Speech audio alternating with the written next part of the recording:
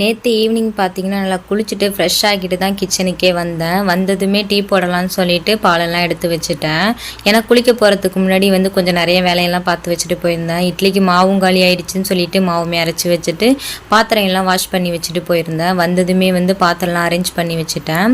அதுக்கப்புறம் கொஞ்சம் indoor plants எல்லாம் வெளில எடுத்து வச்சுருந்தேன். அப்புறம் மணி பிளான்ட்டையும் உள்ளே எடுத்து வச்சுட்டேன். ஏன்னா கொஞ்சம் ஹீட் ஆகிடுச்சு, அதோட தண்ணியெல்லாம் சேஞ்ச் பண்ணிட்டு தான் வச்சுருந்தேன். அப்புறம் சைடில் டீயுமே ரெடி ஆகிடுச்சு. அப்படியே வடையும் போட்டு எடுத்துட்டேன்.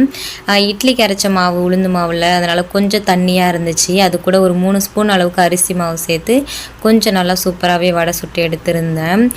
பாப்பாவுக்கும் கொஞ்சம் கொடுக்கணும்னு சொல்லிட்டு அவளுக்கு மட்டும் பச்சை மிளகாய் ஆட் பண்ணாமே செஞ்சுருந்தேன். ரொம்பவே நல்லா இருந்துச்சு, கிரிப்ஸியாக மொறுமொறுன்னு.